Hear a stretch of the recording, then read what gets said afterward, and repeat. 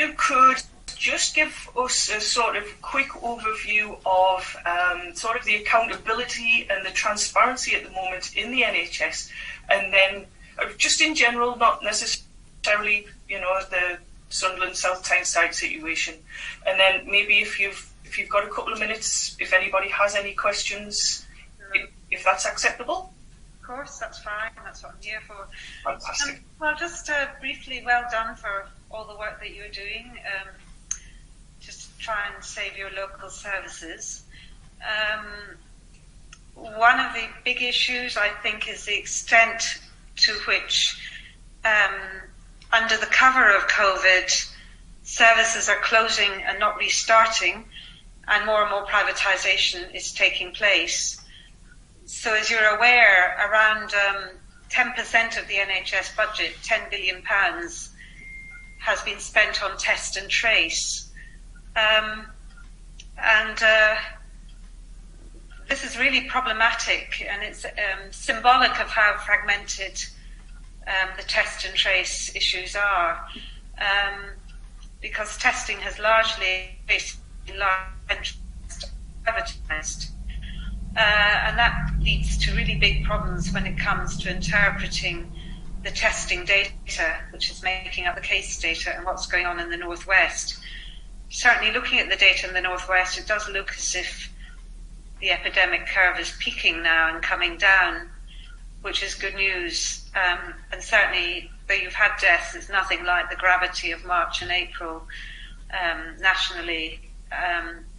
And hospital admissions may well be peaking as well in the Northwest. Looks like the Northeast is rising. So, but of course your concern is about the privatisation and closure of services. And one of the reasons why our response was so bad in March and April is that we had closed, we had really hollowed out so much primary care, and we had closed so many acute hospital beds and ICU beds. And similarly in social care, where there's been a huge amount of privacy, the social care sector was very badly equipped to deal with this pandemic. Leaving aside the issue of PPE, most of the care workers working in social care are extremely low paid. They're women, many of them are agency staff, many of them on 0 hours contracts, and there was huge understaffing in the social care sector, partly because the vacancy rates were high, but also because of the sickness rates. So our response to COVID is pretty abysmal, and unfortunately matters didn't improve over the summer, which was a key time to improve things, because instead of channeling the funds into rebuilding NHS capacity in primary care, in NHS labs, in public health, the government decided to carry on squandering tens of billions of pounds in companies, Town, Amazon and Deloitte, which actually haven't delivered effectively. And one of the big issues is that our attention has been taken away from all the other non-COVID issues. So people with mental health problems, learning difficulties, older people, rehabilitation. All of these services were suspended for at least 3 months, creating a huge backlog in unmet need. And that is whether it was for surgery, elective surgery for hips or hearts, or whether it was for cancer treatments or stroke or rehabilitation. There's an enormous backlog. And meanwhile, the government has just extended its contracts with private hospitals, which will be mopping up a lot of the elective surgery work. And I think, in fact, these private hospitals, many of them should have been made into COVID hospitals for the short term, and it free some place to carry on with the elective work. So we have a real problem. We have the problem that the 2012 Act fragmented, privatised and undermined universal health care. The government continued to proceed apace with closing services. So increasingly, people who can afford to pay, and even people who can't afford to pay, are turning to the private sector. And we've got the major downsizing of our NHS. which is in a very bad place, poor position to respond to an epidemic of this size. So I think it's really important that people keep their eye on what is happening on the ground. And that includes asking questions about just how busy are the hospitals locally with COVID admissions? Just how many are there as a proportion of all the beds being occupied? Just how much is in ICU and people ventilators actually just on oxygen support?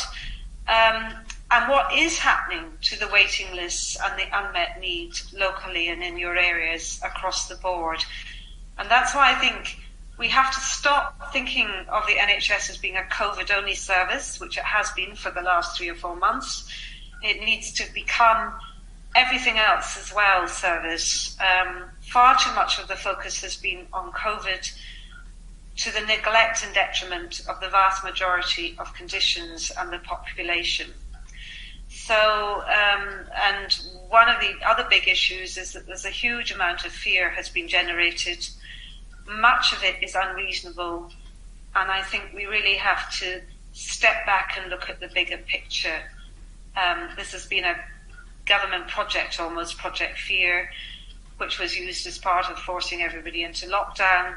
I think we have to be much more critical, much of the data that we're being sent, and actually what's actually happening in our local services. I'm going to stop here. I've given you far too much information, but to absorb easily. I'm very sorry. So I'm very happy to take questions. And Alison, that's so much appreciated. I'm sure we've all been taking some notes there in that as well. Thank you for putting your video back on. I'm just going to go along. Does anyone have any questions for Alison or any comments on what's just been telling us there? Project Fear is amongst us now. I believe we have another lockdown looming in as well, Alison. Yes, I don't. Yeah. Yes. Yeah. I think it's very important that, we do need, I remember you talking 1 or 2 years ago, Alison, about asking the questions. Dave? Hello. Thanks very much, Alison, for talking to us this morning. I was listening to a programme on Radio 4 where George Osborne was suggesting that Germany did very well because they had partially privatised health service there, but I believe they spend a larger proportion of GDP on their health service overall. I wonder if you could comment on that. And he also suggested that we should have more austerity to pay for the COVID crisis in the future, to repeat the mistakes that we just already made with public services and NHS. I wonder if you comment on those comments from our esteemed former Chancellor. Well, I don't think George Osborne has much traction anymore. Politicians are has-beens, so they're just commentators like everybody else. The more important thing is to understand that Germany has a very different healthcare system. It's funded differently and organised differently. As you rightly say, a lot more spending, but they also, I think, have 6 times as many beds per population and ITU beds, which is why they were able to take in from the Netherlands and elsewhere, and France. That was in March and April. They also have we have a bit of a constitutional crisis in that everything is now being done centrally. Local authorities have been so hollowed out, so underfunded, so we really have no local accountability or autonomy for our services. So the whole response has been centralised and privatised. Now, of course, you need some oversight, as Germany does, but it also has a lot of decentralisation because it's a federal system, which is why different policies are in place in different areas. So the government is centralising, but also attempting to have a more regional system in its approach. But it's certainly not granular enough, because if you look at London, it's very likely that in many parts of London immunity has been established, but in some parts it hasn't. London doesn't, any London hospitals don't have as much activity going on, so it's really not quite comprehensible why the government wants to impose a national lockdown in some parts and not in other parts. So I think we've got to start to question the data and look much more locally at what's happening and look at what hasn't worked. I mean, you have a strong public health department in Newcastle, and a very committed director of public health, but they have been hamstrung from the beginning because of testing and contact tracing. Testing, remember, was taken out of health services. That was the government's big mistake, was that primary care was left out, and instead of putting the 10 billion into rebuilding primary care capacity, the government gave it to private companies. We have a chaotic approach to testing. Remember, a test is not a test of infectiousness or infection. It only tells you that people have got some of the RNA there, the fragments, and it really brought with clinical diagnosis and the clinical symptoms. So if you're really going to be serious about it, there's nowhere else in the NHS where you can get a test on demand. It should have been ordered by health professionals and interpreted by health professionals. So we've got the situation of tens of thousands of people now being told they're test positive case and having to go into isolation. But we don't know what proportion of those are actually infected and infectious. So we've got two problems: people who are not isolating that need to isolate, and people who may be isolating unnecessarily. So we've got a really confused picture over testing, which is why I think using the case rates is really problematic, because the more you test, the more positives you get. They're not all necessarily cases. And so it's why it's very important to look at what's actually happening in the hospitals, in the ICUs, and to deaths. And though deaths are going up, they're not they're reporting. It just includes people who have died with any, a positive COVID test. It doesn't mean they are dying of COVID. And that's why these daily death tolls can be very misleading indeed. And it's much better to wait for the death reports that are coming from the Office of National Statistics. So we're getting a very skewed picture of cases, admissions, and deaths. And this is all part, I think, of a and we need to have a proper debate about what the appropriate responses and measures are, and why the government hasn't rebuilt public services, because that's going to the heart of the problem. Lockdowns happen because basically your contact tracing has failed, and because your health services, they think, cannot cope. Coping happening is in Germany. Germany and Berlin has a lot of cases, but I think we have to look very carefully when we're comparing countries and responses. Thank you, Alison. Is there anyone else there? Callum? Yeah. I've agreed with everything in my head, everything that's been said. Okay. I couldn't agree more. Ted and June there. Thanks, Callum.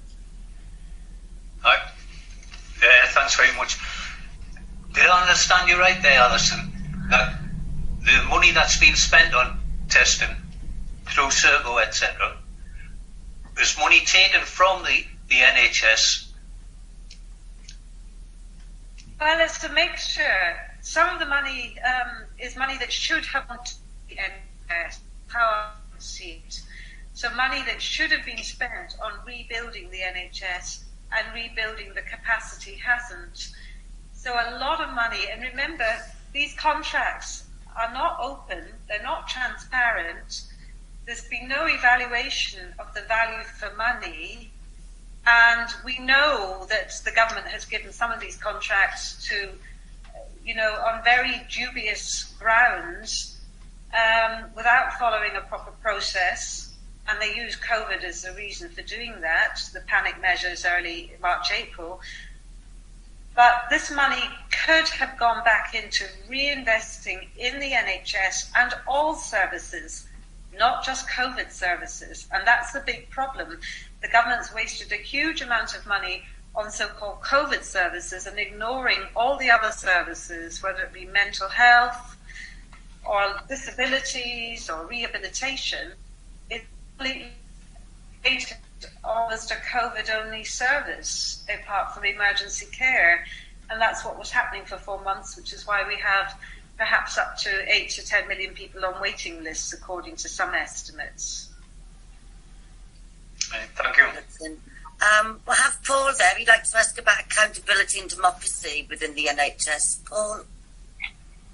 Well, I also to say that this privatisation goes back a long way, as you've written, goes back 15, 20 years, this whole business of outsourcing, PFI. I mean, the burden of PFI is a real, very, very heavy burden on the NHS. 2 to 3 billion a year, apparently, the NHS is paying. But during our meetings over the summer, there was a lot of disquiet about how remote the NHS trusts are and how unaccountable they are to communities.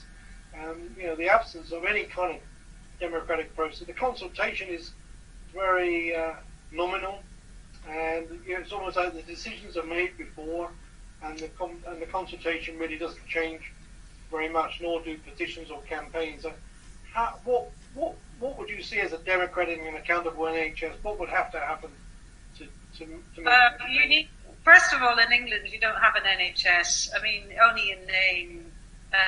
The NHS, as you know, that's why we worked so hard to have an NHS reinstatement bill.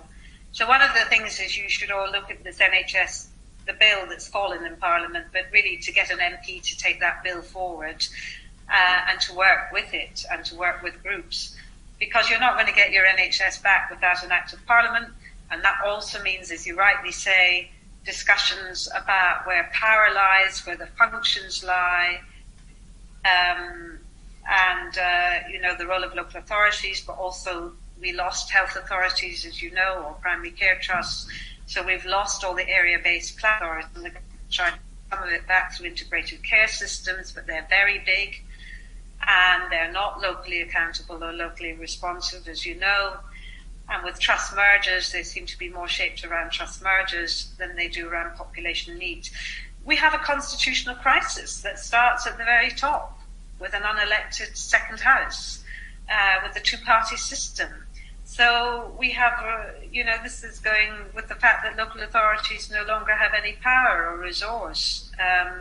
And anyway, they were so committed to privatisation, whether it be Newcastle or Sunderland or Gateshead or Durham, they've all taken the same route towards privatisation. So there's an ideological belief. So we do have this crisis, and it needs to be debated and discussed, Paul. You're absolutely correct. And we need young people starting this debate and this discussion. Dave, please. Recently announced the government that NHS England are going to be abolished. What they're going to replace it with, Serco or what? It seems a strange time to disband something in the middle of a pandemic. I don't think NHS England. I think you're talking about Public Health England. Public Health England, right? Sorry. And Public Health England is just an administrative structure. It doesn't really exist anyway. Matt Hancock is Public Health England. Public Health comes under Matt Hancock, and he's just going to be changing the name. Nobody knows what's going to be happening to the functions. So I think we get a little bit excited about Public Health England. The real question is, how should public health be? What are the functions for communicable disease control? And where should they sit? And clearly, it's completely unsatisfactory that they sit in Public Health England with no regional tiers and local authorities really relatively cut out. I mean, the big problem is the fragmentation of public health functions. Communicable disease control really in the authorities, which is where it should be and where it did sit for over 100 years. So I think we shouldn't get too excited about Public Health England. It's just a name for an administrative structure. But what we should be thinking about is what are the functions and where should they be? Do you think out of this pandemic the government might change its strategy and do that to devolve the power? We haven't seen any signs yet. You centralise in order to privatise, and then you devolve in order to shift responsibility. So yeah, it looks like that's really the story. Yeah. Yeah. Thank you. Anyway, I'm really hats off to you all, and well done for all the mobilisation, the campaigning. I know feels really hard on the ground, but in a way we're so reliant on local activists, the goodwill of people who give up so much. And you're the unsung heroes, actually, all the work that you do. So thank you so much for all you do. Thank you. Thanks for joining us. Thank you for joining us, Alison. It's really appreciated. Oh, really appreciate everything you do for the people of the Northeast in a way. It's so important. So thank you. Keep going. Don't give up. Thank you very much, Alison. Thank you. Thank you. Bye.